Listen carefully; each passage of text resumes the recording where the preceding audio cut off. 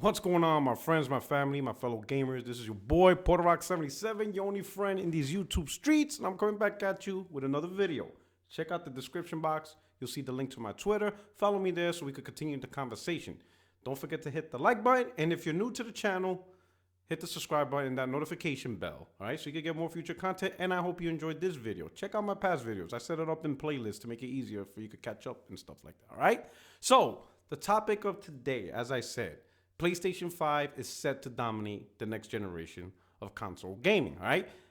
Reason why I'm talking about this topic, because this generation is pretty much set in stone. It's already done. It's over. It's a wrap. It's probably been a wrap for a while now, all right? As far as this generation goes, right, one platform, Microsoft, and we'll talk about that, is moving on, setting the stage up for how they want their gaming environment to be next generation, right? Sony pretty much laid the groundwork this generation with new IPs that still hasn't, with many of them that have been released and more to come, right, that will carry over. Nintendo kicked off, I guess, the 9th generation early. I don't know. I consider it a handheld, but they kicked off their new strategy a year ago. So they're going to be riding the Switch for a couple of more years. So this is primarily between the PS5 and Project Scarlet, right? So why do I think PlayStation 5 is going to dominate the next generation? Well, we'll talk about PlayStation first and what Sony's doing and what have they been doing. Number one, at this point in time, Sony's really the only one that's creating franchises to carry over to the next generation of gaming. And that's important, right? Because a lot of great franchises carry over and hype up the next platform. For example, Halo, what it did for 360. The Halo franchise, even Forza, was created and founded on the OG Xbox platform, carried over to the next one. On the PlayStation 1, Uncharted, The Last of Us, right? God of War on the PlayStation 2, carried over to the PlayStation 3. Uncharted started on the PlayStation 3, carried over to the PlayStation 4. Same thing with The Last of Us, which is coming out soon. It's important to have titles that you created from that generation, that becomes big blockbuster, compelling titles to carry over. Sony has done that. Horizon Zero Dawn. People are going to want to play Horizon Zero Dawn 2. That game already sold PlayStation 5s. They already sold it. Spider-Man.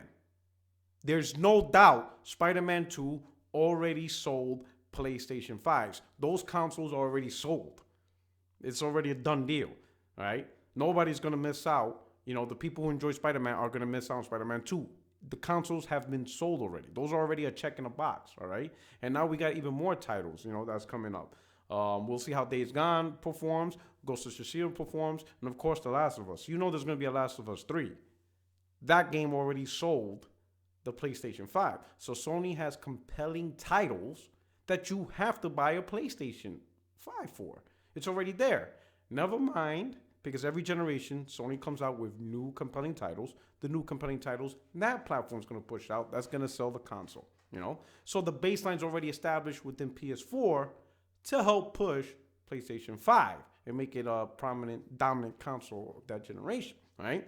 But look at the little things Sony is doing, all the little knickknacks, all the things that people criticize. And I'm not saying it's bad or wrong, or I'm going to criticize them for criticizing. Anything you could do to make a product better, as long as that's your intent, then go ahead and do it, right? Sony put out a patent for backwards compatibility, so that check in a box they want to remove and stuff like that. Right, so that's a hit. PSN name change, initially, right now they're in a beta or whatever. It's not too perfect, but now we know Sony's working on it, right? So that check in the box is right there, is always put in, okay? Clearly, Sony's looking into advanced technology, AMD, Ryzen, and all that rumor. So they're gonna put out a nice console that sustains the next generation, that would make third-party developers happy to push out the games that they want to game. And just as important, to push out the games their first-party developers wants to push out, right? So that check in the box is also in there, right? Crossplay. That was supposedly a big deal. Now we don't hear anybody talk about it. What's funny about this one, we don't see these same gamers who want Sony to do crossplay go after the third-party developers to do crossplay. Because, okay, fine. Sony says, all right, we'll do crossplay with Xbox. That doesn't mean anything unless EA, Ubisoft, and all the other third-party companies sign on. Because they're the ones that have the games that crossplay. Sony, for the most part, makes exclusives. We're not going to crossplay in The Last of Us 2 multiplayer. We're not going to crossplay in MLB The Show.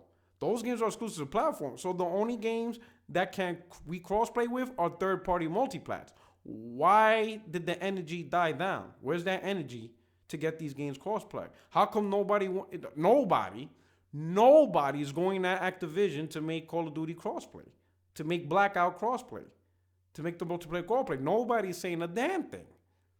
Those are the games that we can only play the crossplay. What do you expect Sony to do? There's nothing. Sony did their part. Hey, okay, fine, you got crossplay. Now everybody just shut up. What games are we gonna crossplay in? Anyway, but Sony checked that box in, right? Now, there's other things people want to use Sony against, which is funny because it has nothing to do with Microsoft. Like, for example, AMD FreeSync and Atmos. Oh, Sony doesn't have that, Those aren't Microsoft exclusive technologies. Dolby Atmos is by Dolby. FreeSync is by AMD. So those are easily adoptable technologies next gen, which most likely will be because Sony's going to continue to use AMD for their product. So it's probably going to be part of the architecture by default. And Dolby is Dolby. Is Dolby, They're probably going to use that again in the latest technology, stuff like that, So basically, on all those key talking points, right? In the technology aspect, Sony is already checking the boxes, to make sure the PlayStation 5 is equipped, with all the latest features and knickknacks and all that stuff, right? But again, just like I said in the beginning, what's pushing them ahead is they have established franchise this gen that people want next gen. Again, people are going to want Horizon Zero Dawn. That's a fact because the game was immensely popular, sold over 7 million within the first year. Extremely huge new IP. Spider-Man, next week on the 26th or on the 23rd, sometime next week, NPD's coming out. Rumor has it, Spider-Man outsold NBA 2K at NPD. That is huge because NBA 2K is a huge franchise that's on multiple platforms. It's on Xbox, it's on PlayStation, on PC. I don't know if it's on Switch. But at a minimum, those three main platforms, if you look at the most games played throughout the year, NBA 2K is one of the... I think NBA 2K is even bigger than Madden at this point. So for one game on one platform to outsell it, and keep in mind, both games were in the same launch month, which was September, that is huge. That just shows the impact Spider-Man have. That is an advantage. Oh, and I forgot Death Stranding too, which is a Kojima game. You know what I'm saying? So there's a lot of new IPs still coming for PlayStation 4. Kind of one of the main reasons why this gen's console war is over, right? That's going to carry on to the PlayStation 5 that will make people buy PS5. That is a reason to buy PS5. You know what I'm saying? So and I'm going to assume this, I'm going to assume Sony understands the market because as you can see, they were very smart in how they wanted to release their platform, making it at a decent price. There may be a chance that the PlayStation 5 will still be $400 with very nice hardware. May not be the most powerful hardware, but I think they could probably do it, especially if they've been planning something with AMD for the longest.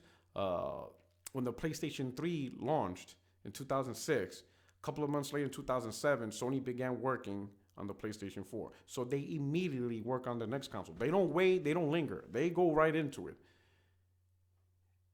If Sony was able to pull, or at least when the PlayStation 4 launched, go right into PlayStation 5 and work hand in hand with AMD, there could be something there where Sony could be like, hey, we need to come out with powerful hardware, but we still need to be in the $400 window range, because they understand the key to these consoles is to get in the hands of the consumer as quickly as possible, right? And the key to that is to drop the price as quickly as possible. The sooner you get to under $100, the sooner you get to under $300, because that's the point right there that you want to break as fast as possible. How fast can you get to sub $300 pricing? That's when your console will blow up and come off the shelves, as long as you're providing the content and the games to do it, But you give an affordable pricing and the compelling games that gamers want, your console's going to fly off the shelves. I think Sony understands that strategy. But we're going to see. It might be $500 because that just may be how it is utilizing AMD Ryzen Vega. There is rumors that Sony might be using Navi and that it might be exclusive to the console architecture for Sony since they're the ones involved in it. If I will say that's a 1% truth, right? I'll say 1% truth at that. If there is any truth to that, it won't be exclusive to Sony in gaming. I would imagine if AMD and Sony were involved in creating a new architecture, it's going to be exclusive to the console on PlayStation. You know, in terms of consoles, the PlayStation 5 will have Navitech, but on PC, all the video cards will have Navitech. Does that make sense? So it's not really exclusive to gaming for Sony. It's just something Sony adopted for their own console that Microsoft can't use or Nintendo can't use. But AMD's, who would be partnered in this scenario, will use it in all their video cards. All right, but I wouldn't even believe that right now. I just chalk that up to a very unlikely rumor. All right. Now we're gonna have to talk about Microsoft, because if Sony, in order for Sony not to dominate the console, market next year with the PlayStation 5, it would have to be Microsoft making steps to prevent that. That's the key. In order to prevent another console from dominating, the competing product has to do their part, to make their console, to make their platform compelling to where people be like, you know what, I'm not going to get a PlayStation 5, I'm going to get an Xbox Scarlet. That's what needs to happen. The things I'm seeing from Microsoft, that's not happening. If anything, Microsoft is giving you more reasons not to buy the next Xbox console unless you are a hardcore, diehard Xbox console fan. And I'm not saying fanboy. This is not really that type of video. It's just, there's just people who love a specific product because they always get the enjoyment specifically for them, right? Which is perfectly fine. There's nothing wrong with that. It's a consumer product. Ultimately, you buy what you enjoy. The problem is that's for a minority of gamers. That's not a key to dominating a console industry. The key to dominating console industry, you have to get the general public, the general consumer. Sometimes we call them casuals, right? You have to get people who are not diehards to your product. That means they're not diehard fans of PlayStation. They're not diehard fans of Xbox. They just like games, and they just buy whatever's the best at that current moment. They switch back and forth. You have to create a product for them as well. And I don't see Microsoft doing that, right? Number one, let's just be honest. Microsoft has not created a new compelling IP this gen. Sea of Thieves and State of Decay is not even in the most played games, and Sea of Thieves is very low in the rankings. So those aren't big blow-up games that make people, oh my God, I gotta buy an Xbox Scarlet. Those games haven't been pushed or hyped like that. Compare that to God of War, Spider-Man, to Horizon Zero Dawn. They never achieved that level of, oh man, this is a new established huge IP. Sea of Thieves is pretty much whittled down to a game that, I personally like it, which is fine. There's nothing wrong with, if there's people out there that personally like Sea of Thieves, but that's all it really is. It's just a game some people like. It's not a big blockbuster complete title. Sea of Thieves is not sitting among Gears and Halo and Forza. No one's going to put Sea of Thieves in that thing, right? There is no IPs whatsoever from Xbox One. Rise is a dud. Sunset Overdrive, Microsoft's not even getting with Insomniac to make the game. And to be honest, I know Insomniac loves the game. They said they would make it. But I'll be honest, after the success of Spider-Man, which is their most successful game of all time for the company, and let's be honest, Spider-Man is probably one of the most successful games of 2018, period. Especially just being on one platform. I don't see why Insomniac would go back to Sunset Overdrive. It just doesn't make sense. You're calling, for years, Insomniac, Resistance, Ratchet and Clank, Sunset Overdrive, Fuse. They have plenty of titles, so they done their creativity. They stepped in, in many different areas. They established a household name for themselves. But Spider-Man, that's right there. That's I don't even have a phrase to call that, but that's their big victory right there. They found their calling, I don't see why they will go back, at least for a little while more, while the iron is hot, go after another Marvel IP, see if you can make it multiplat, if you could get a publisher. If they can't publish it themselves or can't get a publisher, then go back to Sony and be like, hey, we could get another IP for Marvel and we could do another thing like we did with Spider-Man. It will be huge. Go grab X-Men. Huge IP. Grab it. Go out there. Hey, we're going to get X-Men. Sony, you publish it. I understand creativity, and they had creativity for a long time. They created, in fact, again, Sunset Overdrive and Fuse was their own creativity, right? It's their own thing. And then they did Resistance Fallen Man, an FPS shooter, Ratchet and Clank, a platformer, so they had plenty of time, and they had plenty of opportunities, and they did what they want to do. But this is huge for them, for the company. They're gonna make a killing if they at least, keep track with this just a little while longer.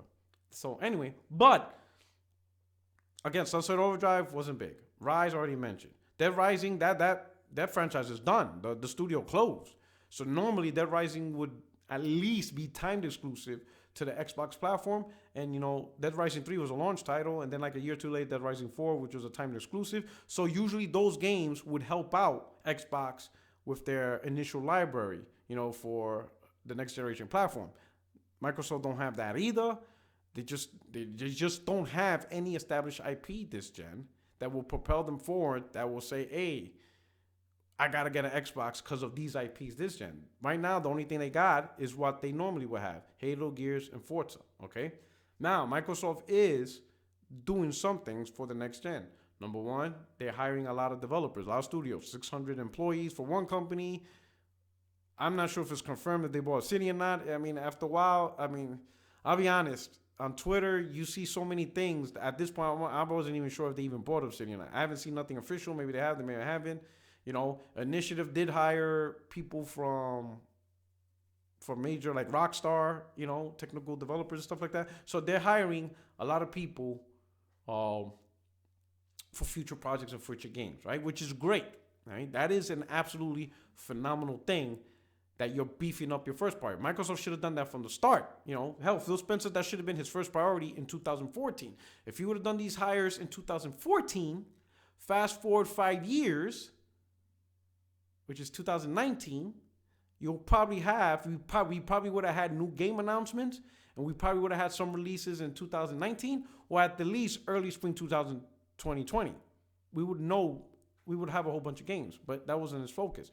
But at least this is his focus now, beefing up first party studios, lots of employees, right? The problem is, right, you don't need an Xbox console to enjoy any of these. All right. Now, of course, people are going to be like, oh, Sony, this is good for the consumers. Yes, it's good for the consumers. Perfectly. Consumers have options. I'm not arguing that. Stick to the point of my video.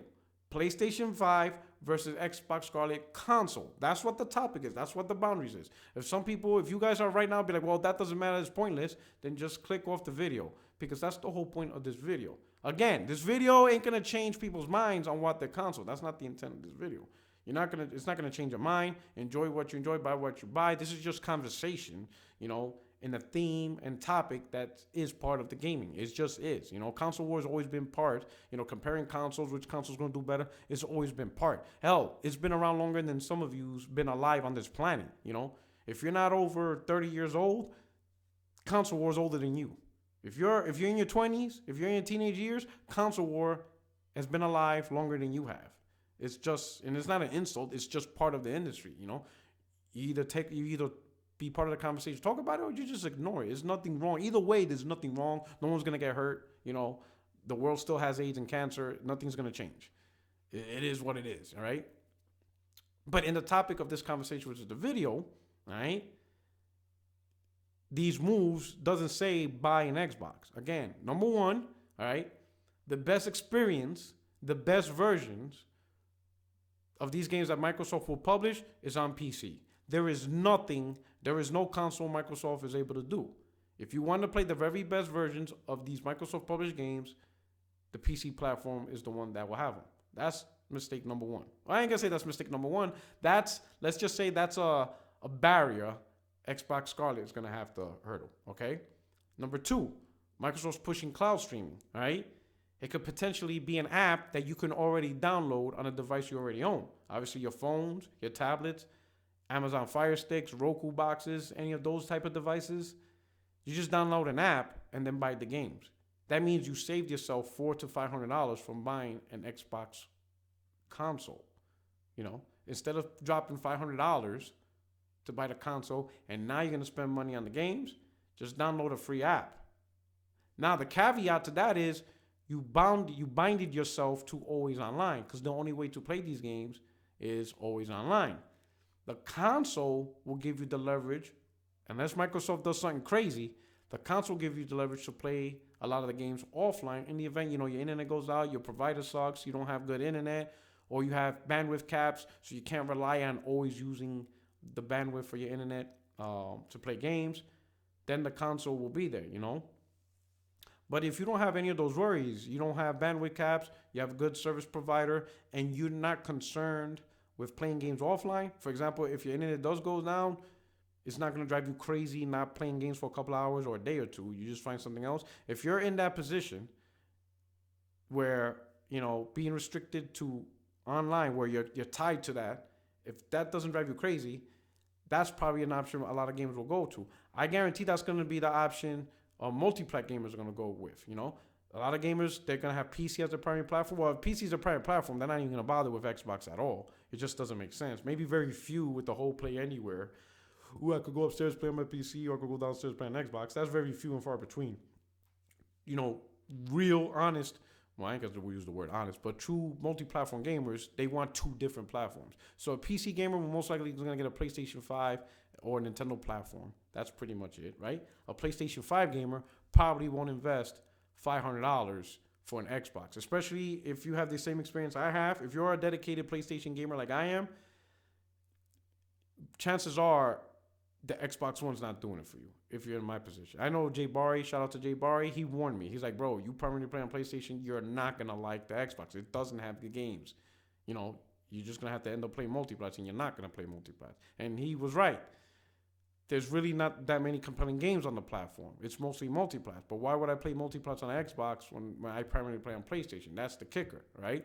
So next gen, and I'm pretty sure I'm not the only one that feels that way as a PlayStation gamer.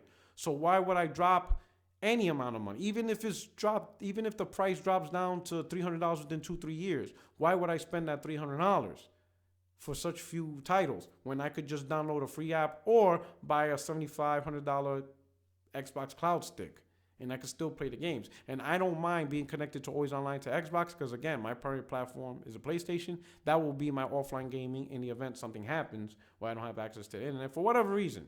So $75 or free app for Xbox means Xbox console won't sell.